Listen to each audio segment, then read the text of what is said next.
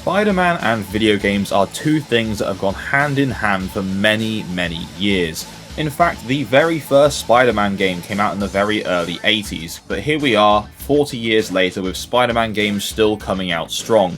Most recently we've had the Spider-Man games for PlayStation 4 and 5, and the Miles Morales game as well. But today we are looking at a more portable side of history. That's right, today we are looking at the Spider-Man DS releases. I was very surprised to learn that there are actually 9 Spider-Man games released for the DS between the years of 2004 and 2012, which is just testament to the DS's long lifespan, because that's an 8-year period of Spider-Man games on the console. So today we will be going through all 9 of those games in the chronological order of release. We'll be looking at the good, the bad, and just the average as well. Now, before we go any further, if you are a fan of DS games, nostalgia, tie-in games, then this channel is perfect for you, so why not hit that subscribe button and tap the bell for notifications. Subscribe today in memory of Uncle Ben. So first up we have Spider-Man 2, a tie-in to the Spider-Man 2 movie of the same name starring Tobey Maguire. The console version of the game at the time was a fan favourite for its open world setting and web-slinging mechanics. This particular version of the game was developed by Vicarious Visions, a developer that we've actually spoken about quite a lot on the channel, as they've handled a lot of Transformers handheld games as well. Anyway, the DS version of Spider-Man 2 released late in 2004, which was still in the DS's first year of its life, which is pretty cool. Now, of course, Spider-Man 2 for the DS was always going to be different from its home console counterparts. This is a linear 2D side-scroller that uses 3D graphics and environments. It looks pretty cool, to be fair. Now, the game pretty much loosely follows along to the plot of the film, and then includes characters that weren't actually in the film as well, so it's basically just an abridged retelling of Spider-Man 2 the film, which is absolutely fine because Spider-Man 2 is a great film. Anyway, so the first thing to discuss about this game is the level design. Now, it's going to be down to your personal preference if you like the level design in Spider-Man 2 or not. They're very large, labyrinth-like levels with no clear direction on which way you're supposed to go. Now, this doesn't apply to every level in the game, but the vast majority of them follow this same structure. Take even the opening level, for example. You have to rescue hostages from a burning building, whilst fighting your way through criminals, of course. Now, you have to basically just go into every single room along your way and just hope you remember the way you came, because there's no actual direction that it shows you to go in. You just have to take small audio cues of people shouting help for Spider-Man, and just hope you find them. Now, the other major factor of this game is of course the combat. So you have 2 buttons, you have Y for punch and A for kicks.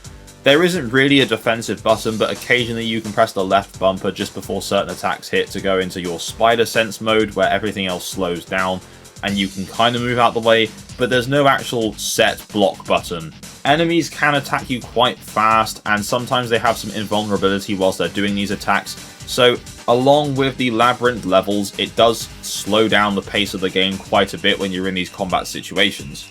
This game does also feature boss fights and some more traditional levels that don't require you to zigzag around, and these are pretty good. Some of them have some touchscreen minigames like tapping on Mysterio clones, and that's pretty cool to see. And what I enjoyed most is this game doesn't heavily rely on touchscreen gimmicks, which was quite impressive considering this was a first-year DS release. Now, don't get me wrong, this game isn't perfect, but I do really like what it was going for. There was a lot of potential here that kind of lays the groundwork for later Spider-Man DS games that came after it, so I got to give credit where it's due. This is not a bad game. In terms of critical response, this one holds a 61 out of 100 score on Metacritic, which is in the mixed or average zone, which I guess is kind of deserving. I feel like it could have maybe been a bit higher, but I do understand why it is where it is. So, as I said previously, Spider-Man 2 set the foundations for future Spider-Man games on the DS. And that brings us nicely to Ultimate Spider-Man for the DS. So, Ultimate Spider-Man was released about a year after Spider-Man 2. This came out in late 2005 and was once again developed by Vicarious Visions, with Treyarch handling the main console versions, as it did with Spider-Man 2. The story takes place within the Ultimate Marvel Universe and is set 3 months after the Venom story arc from the Ultimate Spider-Man comic series. The game itself opens with a retelling of that fight between Peter and Venom at the end of that arc, before jumping about 3 months ahead. Now, I'm just going to come out and say I've never actually played the console version of Ultimate Spider-Man, but having played this game, I now want to go ahead and play the console counterpart as well. To summarize before I even start talking about the gameplay, Ultimate Spider-Man for DS is a really good game. It feels like Vicarious Visions were given a much bigger budget to work on this port as compared to the Spider-Man 2 port they did. Movement is better, combat is more fluid, web swinging is better, everything overall is just better. All versions of this game have a cel-shaded comic book look to them, and it looks really nice on a small DS screen here, I do have to say. So Ultimate Spider-Man features two very different gameplay styles. You have Spider-Man and you have Venom. Spider-Man is basically an enhanced version of how he played in Spider-Man 2. As I said, a lot more fluid and more fun to control and fight with, and he finally has a dedicated dodge button, which is just a massive quality of life improvement that this series really needed. Then we have Venom. Venom in this game is essentially the tacked-on touchscreen controls. Now, Venom is not tacked onto the story, and he is in the main version of the game. It's just the touchscreen controls that feel a little bit tacked on. So you can pretty much control Venom just by using normal buttons, but the game really encourages you to use the touchscreen controls. You can tap in front of him to attack close distance, and you can tap further away to attack long distance. You can swipe and that will shoot out a tendril, and you can tap and hold on certain objects and Venom will pick this up using one of his tendrils. This is important in some missions because you do actually need to move stuff around, so you do have to use this touchscreen control. A very cool feature that carries across from the main version of the game is that Venom slowly takes damage over time as the symbiote is feeding on Eddie, so he needs to eat NPCs to regain health. So yes, you do just have to eat random civilians throughout the game. And this really threw me off at the start because I had no idea this was going to be a feature in this game, and one of the first things you do in the first Venom level is just start chowing down on people, and I just think that's hilarious. Personally, I preferred playing as Spider-Man more just for the more fluid controls, and Spider-Man's movement is obviously a lot more agile, but if you're a big Venom fan, you will enjoy playing as him because he does feel very powerful as you fight your way through enemies in levels. Anyway, so in terms of critical response, Ultimate Spider-Man for the DS received very positive reviews. It has a 78 out of 100 score, which is generally favourable according to Metacritic, with some reviews going as high as a 94 out of 100. The user score for the game is a bit lower, it's a 7.2 out of 10, but still very good, especially compared to some of the other games we've looked at on this channel. Okay, so next up we have Spider-Man Battle for New York, which is actually a prequel to the Ultimate Spider-Man game, and again is based on the comic book series with the same name. Spider-Man is once again the main playable character, but you can also play as the Green Goblin. This game is essentially a reimagining of their first encounter within the Ultimate Universe. Although it is a prequel to the Ultimate Spider-Man game, this was not developed by Vicarious Visions. This was actually developed by Taurus Games. It was still published by Activision though. This was released in late 2006 for Game Boy Advance and Nintendo DS. So this game has no main console counterpart to compare it to, it is just the GBA and DS versions. The plot essentially follows Norman Osborn discovering Spider-Man's identity and how he gained his powers, so he tries to recreate this process and then turns himself into the Green Goblin. And then he tries to use it on other people and creates a Goblin army. That's the plot, basically. To summarize, this game is basically just more of the Ultimate Spider-Man game, but honestly not quite as good. There are some tweaked controls, including Y now being kick instead of the web, but you can't remap it, so you're stuck like that, so if you play them back to back it can be a bit confusing. There are also less special moves to use, and instead of actually telling you what the move does, the bottom screen just shows some little stills of Spidey doing part of the move. It doesn't actually tell you what the move is, you're just going to have to figure that out for yourself. Obviously once you have figured it out it's fine because you'll know which one's which, but it's just, I don't know why they bothered changing it, it was fine how it was. Now obviously the other big change is that there's no Venom this time around, so the big character you're going to be playing as is Green Goblin. Obviously Venom utilised the touchscreen controls, but that is not present in this game. Now where Venom was kind of fast, varied and quite powerful, Goblin in this game is just quite slow, clunky, and to be honest doesn't feel all that powerful, which he should considering he basically just is the Hulk with fire powers. Anyway, other than this, there isn't really much else to say about this game. It is just more of Ultimate Spider-Man with some different features that honestly take away from the original experience. There's nothing added here that really adds to the original formula from Ultimate Spider-Man, so it's kind of just pointless, to be honest with you. It's just a game that's there, it's fine, but I just can't recommend it over Ultimate Spider-Man. Just play that and pretend this one doesn't exist. In terms of critical response, this one holds a 68 out of 100 on Metacritic, putting it in the mixed or average zone, which I think is pretty fair because it's not a bad game, it's just a game that's kind of here. It's very average, nothing else to say about it. The user score, on the other hand, is a lot lower. It's a 4.6 out of 10, reaching the generally unfavourable realm, which is quite surprising, to be honest with you.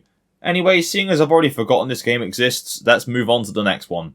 Okay, so next up we have Spider-Man 3, a tie-in game based on a movie of the same name. This is the last Spider-Man DS game developed by Vicarious Visions. So this game does loosely follow the plot of Spider-Man 3 the film, which is kind of a hard thing to adapt because a lot of Spider-Man 3 isn't really Spidey fighting things, it's Peter dealing with personal things and just being controlled a bit by the symbiote. The first section of the game does a good job where you have Spidey getting the symbiote and fighting Sandman and Harry, but then a lot of the game is just filler where you're just fighting random gangs, lizards and stuff like that until the very end of the game where suddenly it's like, oh yeah, this is Spider-Man 3, here's Venom and Sandman at once. And that's kind of it. I feel like it could have done with a bit more build-up and taken maybe a few creative liberties away from the movie itself. I mean, the Spider-Man 2 game had characters that weren't in the film and took some creative liberties. Why couldn't they have done it again with Spider-Man 3? So, whilst the story is quite boring, the way it's presented is very cool. The cutscenes are all shown kind of through Daily Bugle newspapers, which is a good way to tackle the limitations of the DS because there's no way they could have made Tobey Maguire look realistic on a DS, so I'm glad they went with this instead. Anyway, so let's talk gameplay. The combat is probably the biggest change for these games that we've seen yet on the DS. It takes away all of the button mapping for the controls, and now you are using the touchscreen. You swipe towards opponents to attack them, you can swipe up to launch them into the air, you can double tap anywhere on the screen and Spidey will shoot a web in that direction, and you can swipe away in a straight line and that will cause him to dodge as well. Spider-Man still moves around with the D-pad and you can jump by using the X button. The good thing is that you can combo all these different moves together and even buy more moves from the upgrade shop, so you can end up doing really cool combos which feel quite impressive to pull off using the touchscreen. Now, I'm not the biggest fan of tacked-on touchscreen controls in this era of the DS, but to be honest, it actually felt alright. It does have some limitations. When it comes to dodging, it feels like you have to preempt slightly what's going on by swiping because there's going to be a time delay from you swiping to Spidey actually doing it. But overall, for once I will say, I actually didn't mind these touchscreen controls. Another big change we get for the Spider-Man 3 DS game is that they actually attempted to replicate the open worldness of the home console Spider-Man games to that point. No, it's obviously not 3D, it is still 2D, and they are small open world sections that are connected through loading sections, but it's still a really ambitious attempt to bring the home console port to a handheld console, and pretty faithfully at that. I mean, that said, the open world sections themselves aren't actually that interesting. There's a few crimes to stop, a small amount of collectibles, and that's kind of it. But to be honest, it's very impressive that they even did open world to begin with because of the hardware limitations. Anyway, across the board, Spider-Man 3 as a film and a home console release were not received very well by critics.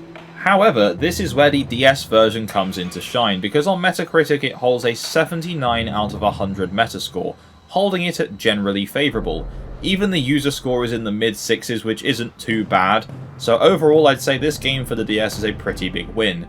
It's definitely not my favourite entry on the console, but it's certainly a lot better than its home console counterparts, which is not something that gets said very often about handheld ports of games. So next up we have Spider-Man Friend or Foe, which also released in 2007. And the DS port was developed by Artificial Mind and Movement. Now, out of all the games that we've covered so far, this is actually the most similar to its console counterpart, but also the most different from its DS predecessors. Whether that's good or bad is entirely subjective, so I'll leave that up to you to make your own decision on how you feel about this game. Personally, it's not as good as the others for me, although I did enjoy the console version when I was a kid. So, whilst all the other Spider-Man games for DS up to this point have been 2D side-scrolling combat games, this is a 3D co-op beat-em-up. Movement here is a lot slower, there's no proper web slinging either, but it's because you're crawling slowly through levels taking out enemies upon enemies, so there isn't really much need to rush around. However, really that does take away a lot of the fun as playing as Spider-Man in a Spider-Man game because everyone just feels really slow and clunky to control. The combat is pretty much exactly what you'd expect from a mid-2000s licensed beat-em-up game, and there's not really much else I can say about that. Very standard controls: punch with Y, kick with X, special attack with A, and you jump with B. And to be honest, that's pretty much it.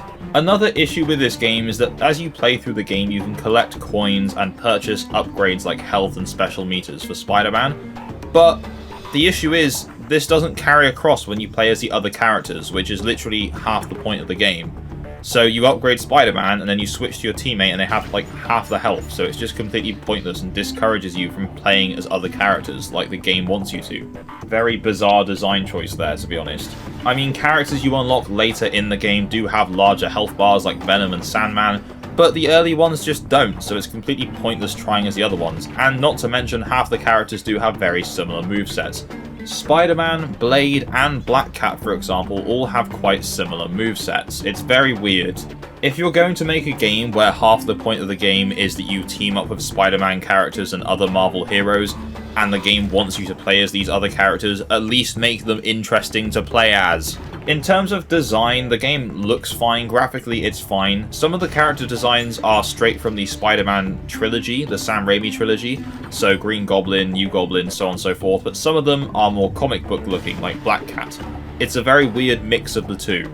The story, whilst nothing to write home about, does feel very silly comic booky, which is very cool.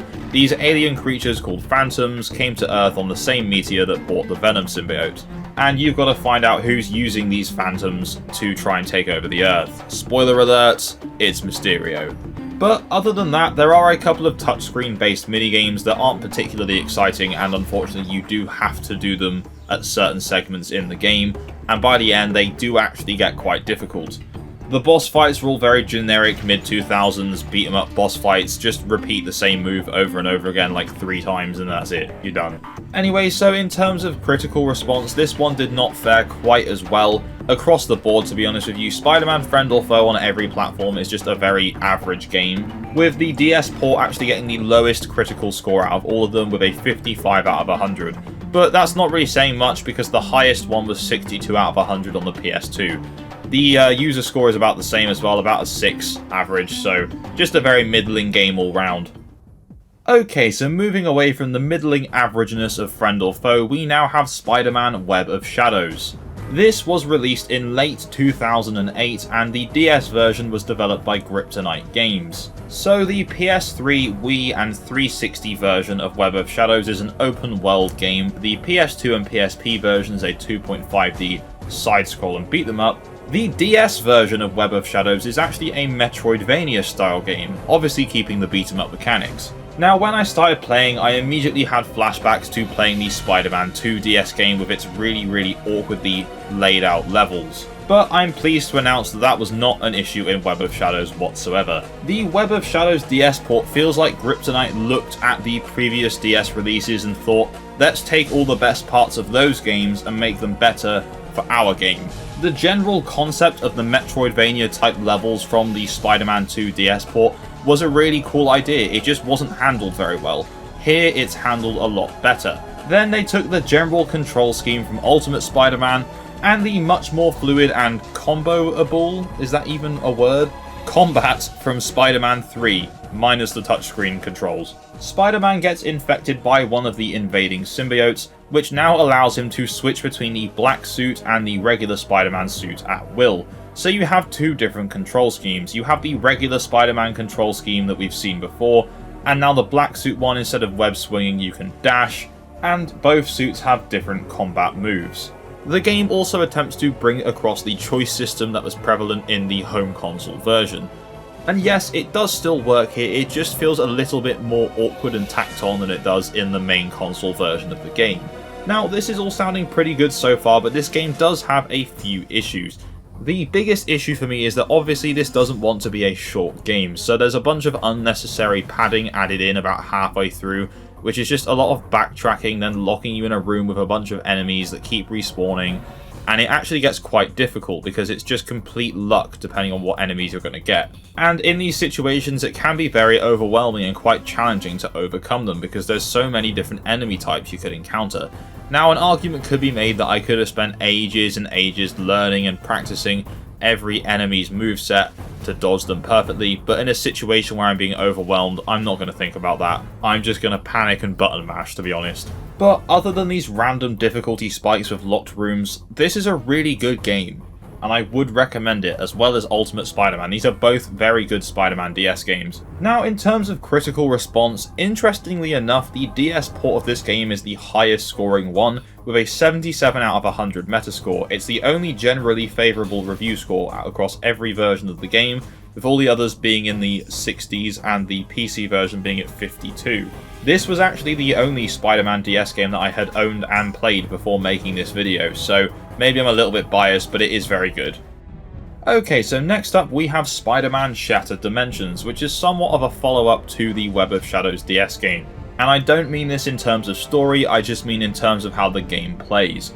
Kryptonite Games once again developed this, and it released in late 2010.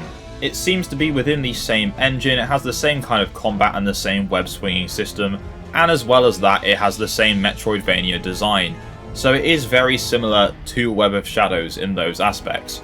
Now, the big gimmick of Shattered Dimensions was this Spider-Verse thing they had going. Now obviously this was before the Spider-Verse films, but in the main version of the game you had the current Spider-Man, which we'll call Amazing Spider-Man, then you had Spider-Man 2099, Spider-Man Noir, and Ultimate Spider-Man.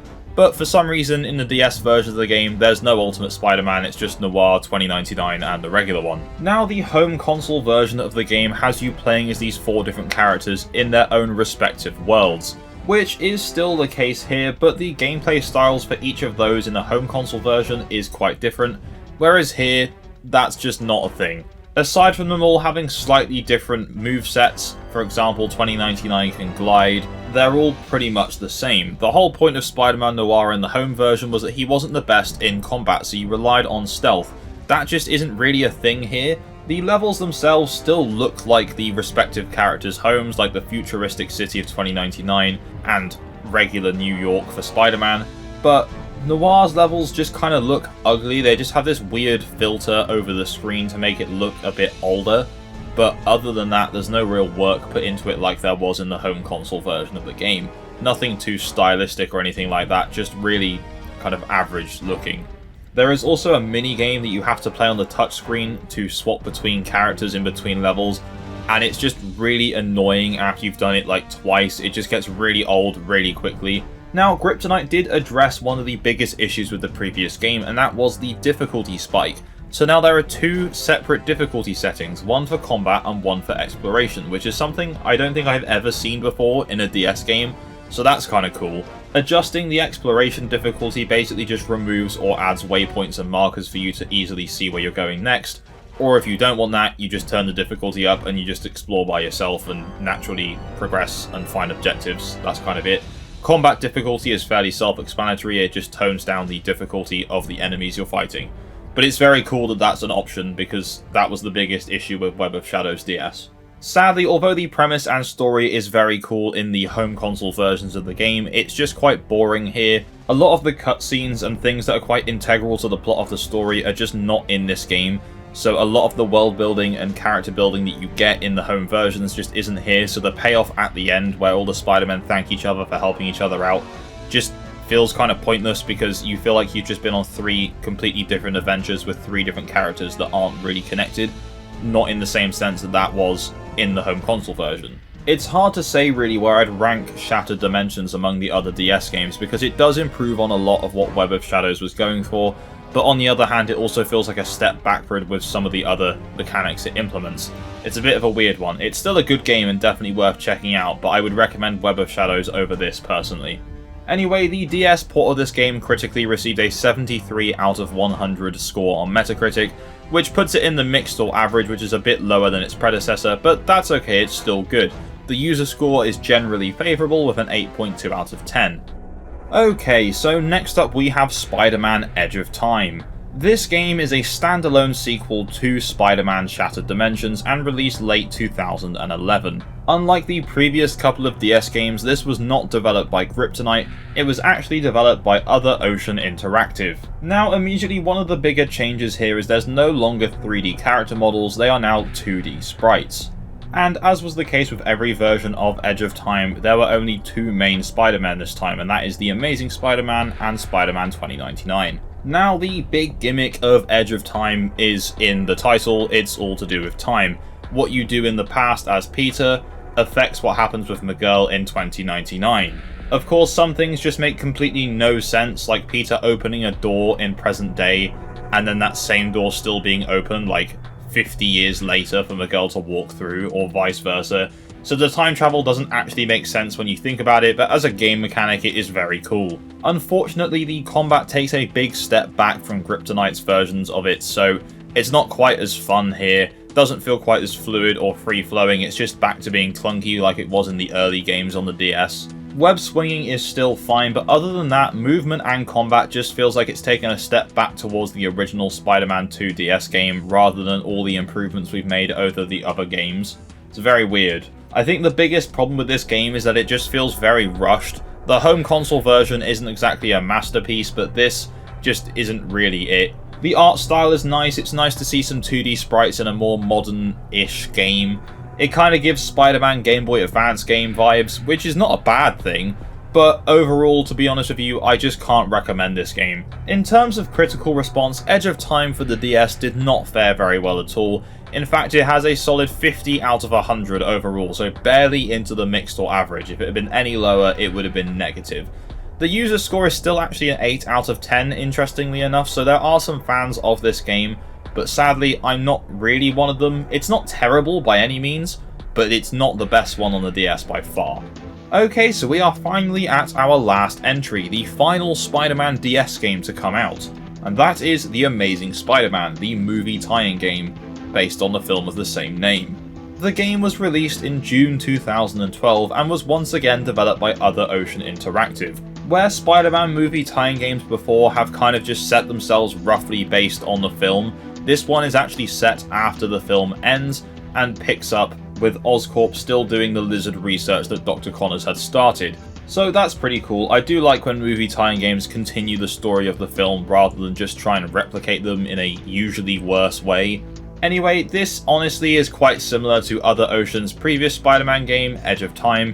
It keeps the 2D sprite aesthetic that that game had, it has some 3D environments and is kind of Metroidvania-ish. So it's basically just the same as Edge of Time, to be honest with you. The combat is still clunky, the movement is still kind of It's not fantastic, it's not terrible, but there isn't really much else to say about it that hasn't already been said about Edge of Time. So in terms of critical response, The Amazing Spider-Man is probably the lowest reviewed one yet. It only has 3 responses on Metacritic, so it doesn't actually have an official score, but those scores are 40, 42, and 50, so it's got an average of mid-40s, which is by far the lowest for any Spider-Man DS game we've seen so far. Again, I don't think these reviews are particularly fair. It's not a bad game, there's just nothing special about it, it is just very average. I wouldn't recommend this over previous Spider-Man DS entries like Ultimate Spider-Man or Web of Shadows or something like that. Just play those ones, don't touch these late ones because they're just not worth the time. And that takes us to the end of our Spider-Man DS entries, so thank you very much for watching. If you've watched this far, please comment down below what your favourite Spider-Man DS game is, and if you're really up for it, why that is. Anyway, thank you very much for watching. Please don't forget to leave a like, subscribe, and tap the bell for notifications. And as always, I will see you in the next video. Bye bye.